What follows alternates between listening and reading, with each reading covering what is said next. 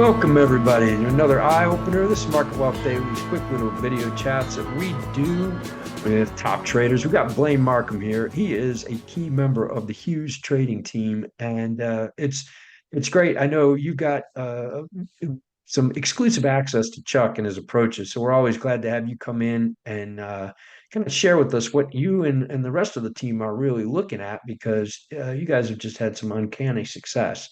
And speaking of which, I think last week the trade that you gave us was like almost like an instant winner. It really popped right out of the gate, didn't it? Yeah, it did. It's funny enough, sometimes those trades, it takes a little while for them to work out, has, a little bit longer horizon. But the one that we featured, in last week's call on Wednesday, it ended up working out within a couple of hours. It had, nearly a 20% return by just the end of that day. And it's been doing pretty well since. So I was going to touch on that here just in a moment, but yeah, it got to love those quick winners. That's for sure. Yeah, and I mean, definitely a wild market. We've seen this rally kind of continue. We saw a rough week last week, a little spike yesterday.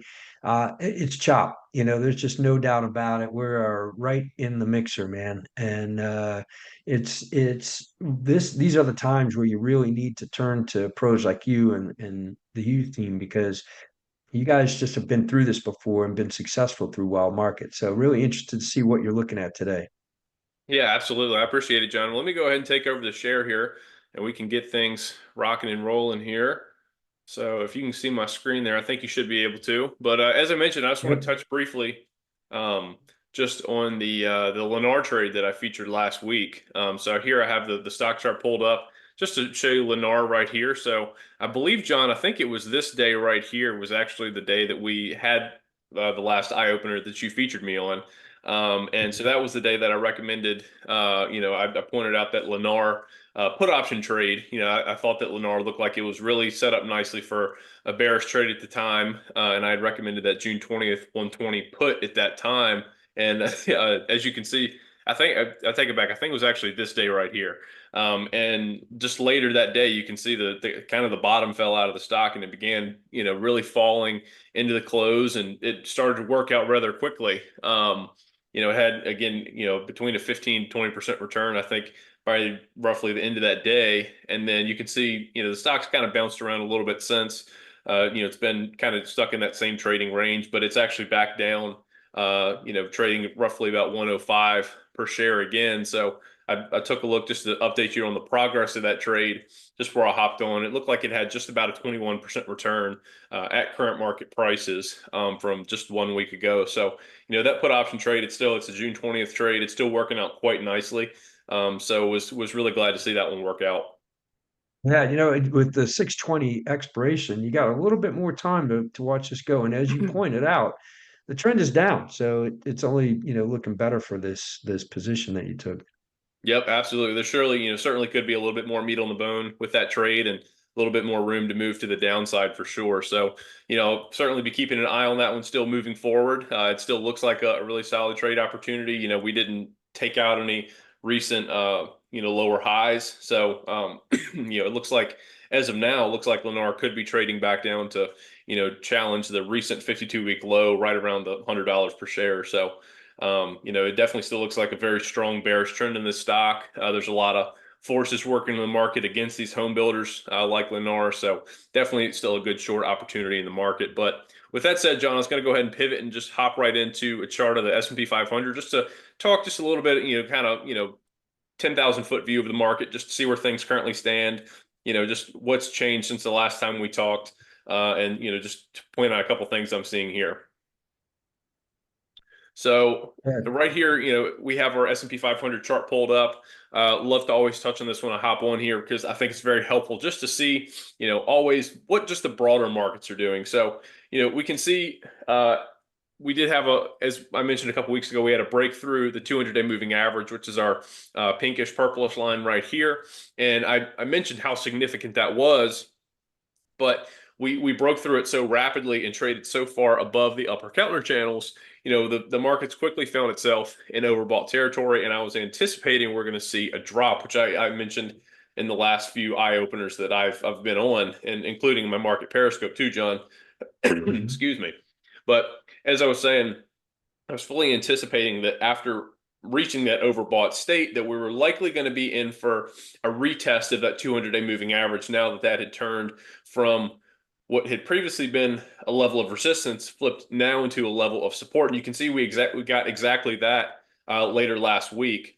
So you can see this is the trading day on Friday right here. So here's a Wednesday, here's Tuesday. Of course, market was closed on Monday. So here is last Friday. You can see the S&P 500 actually traded down almost to the penny intraday to that 200-day moving average. You can see it traded down to it, and we had a successful test of that brand new support level. See, it traded all the way down to it, hit that level, and rallied off of it into the end of the day, into the close, finishing, a good bit sufficiently off of that 200-day moving average. So that was very positive to see for just the health of this bullish trend. We've had a huge snapback since the early April lows, but seeing that successful test of this brand new support level, that's very encouraging for the future of this bull market. You can see since then we've really bounced higher. There's been a couple other things mixed in, obviously news wise, anticipating big events coming up this week, etc. But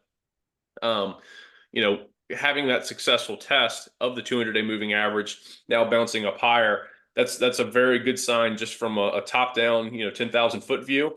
And we can see with that that's actually made a continuing series of now higher highs and higher lows. So you can see off of that April low, we really, it was like just a rocket ship higher off of those lows, but making a nice series of higher highs and higher lows along the way. But we just made a new higher low, and now the trading day or trading action of the past couple days certainly looks like the S&P 500 is well on its way to setting again a new shorter term higher high, because you can see in the recent rally where momentum topped out was just a touch above 59.50. So, just about call it 59.60. You can see intraday, we are, not that far off of that today's trading. So, that's probably less than 1% to reach that new higher high. So really good thing setting up there.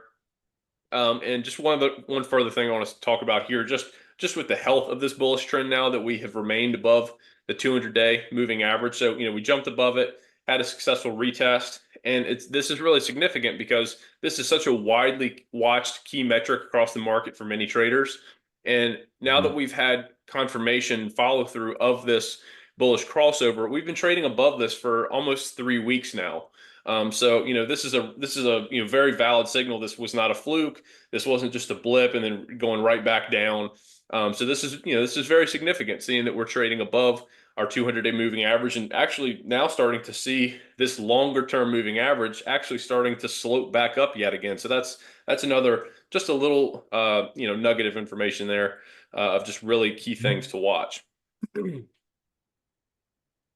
So, John, with that, I just wanted to go ahead and pivot and talk about one key event that's going to be taking place actually today.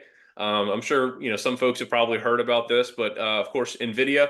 Everybody knows this stock, right? But they are actually reporting earnings today once the market closes. So this is clearly going to be a market moving event. People have been anticipating this report. We've largely gotten through all the significant earnings through this earnings season. But this is one of the big ones that's still hanging out there. So, they're sitting there waiting. They're going to be reporting once the market closes today. So highly anticipated earnings report. And just to touch on this, why it's important, not only is it one of the most heavily weighted stocks in the indexes, the S&P 500, NASDAQ 100, et cetera.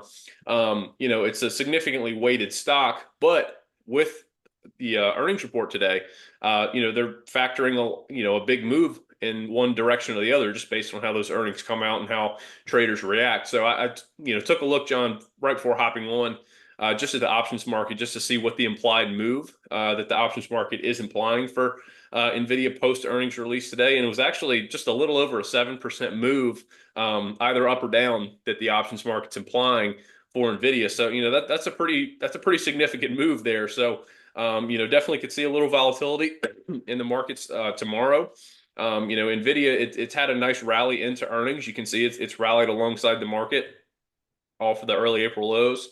But roughly for the last 2 weeks, the stock has kind of been range bound, kind of stuck in neutral as we've headed into earnings. I think investors saw that big move off the bottom, but didn't want to get too far in front of themselves as we headed into earnings, because, certainly the stock could, people are anticipating that it's going to move quite substantially one way or the other. So it could move either, about 7.2% up or down, just depending on how those earnings come out. So certainly something Yeah, to and watch. What's that, John?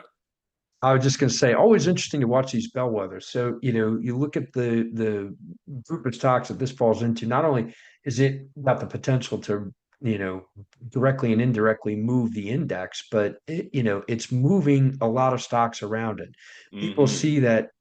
And where Nvidia goes, so does all the other chip makers and semiconductors and all that. And so and it's also very liquid. I mean, it's got huge volume trading through it, so it can move quickly. And I think it kind of is used as this guide to what to expect. So we can anticipate that the direction of that move is going to have a big influence on the rest of the market. Yep, without a doubt. As you said, not only moving the indexes, but there's just so many different companies connected into just the AI build out with everything that's going on with artificial intelligence. And, as you said, all of those stocks, whatever, however Nvidia reports today after hours, if they beat the stock gets a nice reaction. Well, you expect to see a nice tailwind for all those related stocks as well. But the opposite can certainly be true as well. So this is, clearly going to be a very significant event today after hours. One we'll definitely be watching very closely.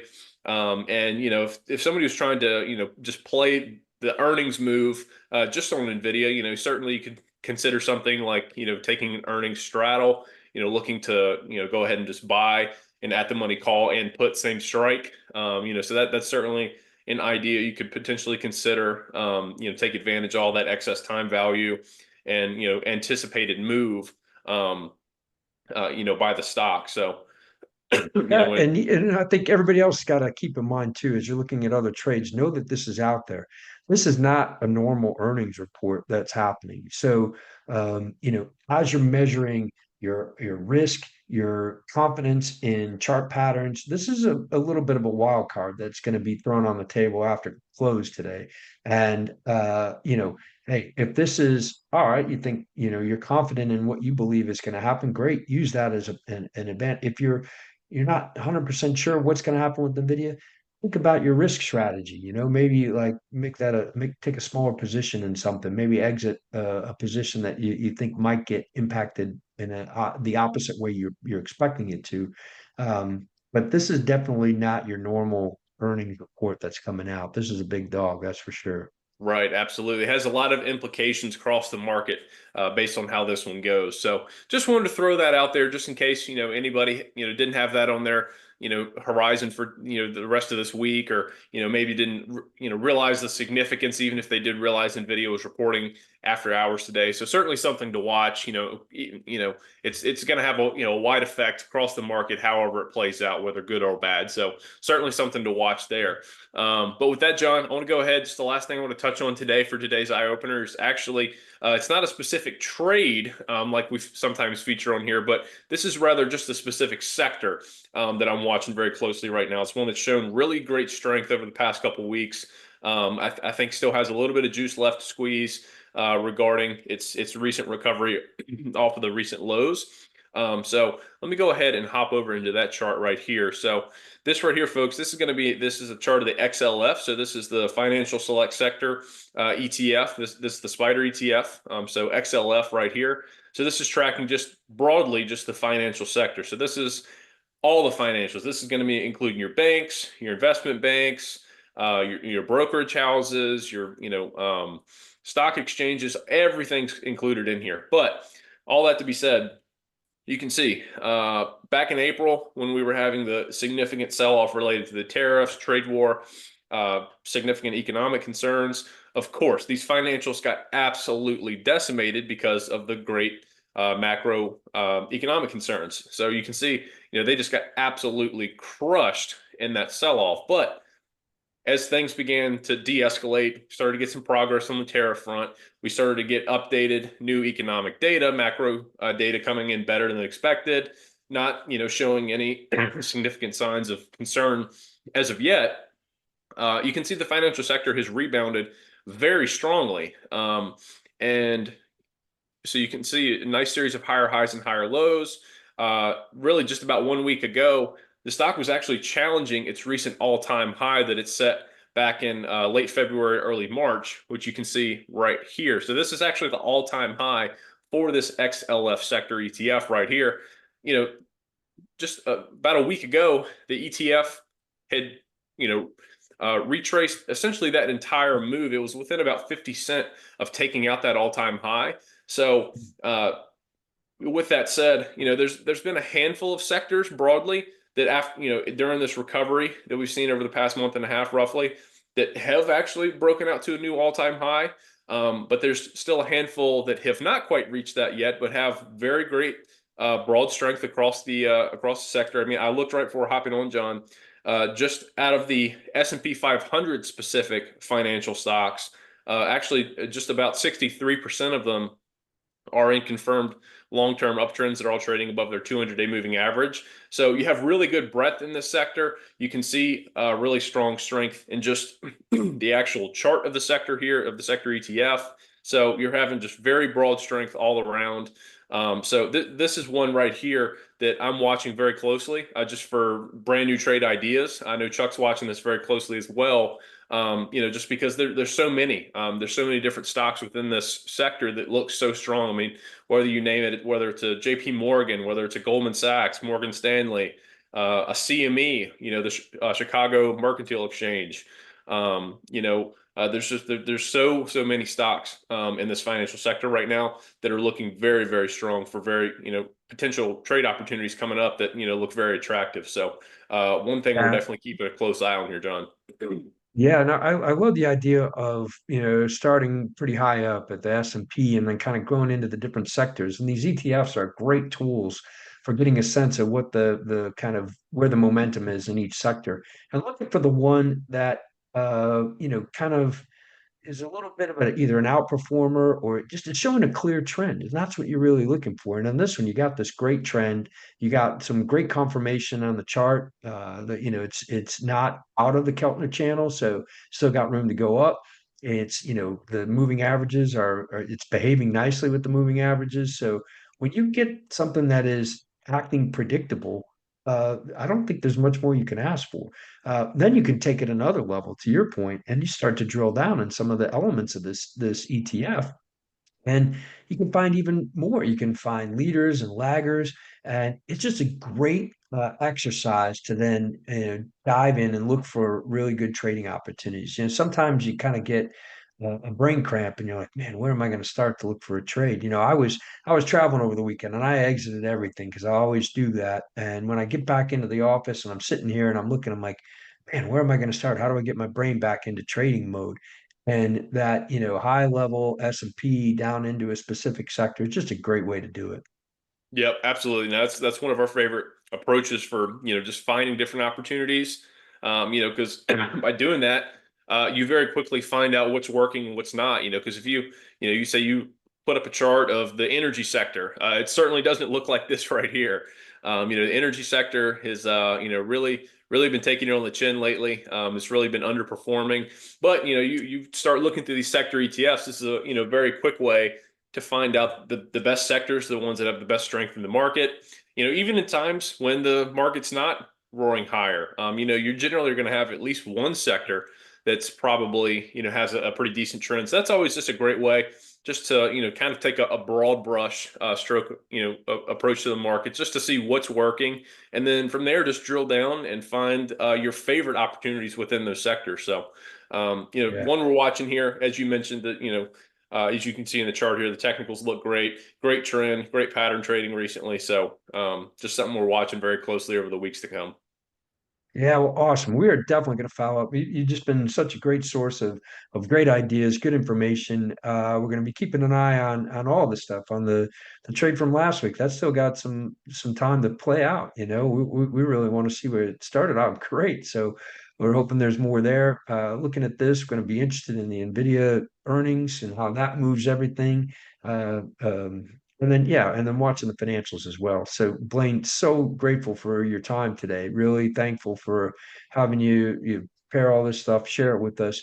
I know you got a busy week, man. So I hope everything is going to go great for you. And really looking forward to catching up with you again. Awesome. Yeah, well, I appreciate it, John. Thanks so much for having me here. Always love getting to attend these eye openers and get to share some different ideas I have in your current markets, what's going on. So appreciate you having me and looking forward to being back here next week. I guess it'll be Monday. We'll be back here. Awesome. Yeah, we'll see you then, and we'll put you on the hot seat one more time. Sounds good. All Looking forward right. to it, John. Take care. Have a good week, everybody. Yep.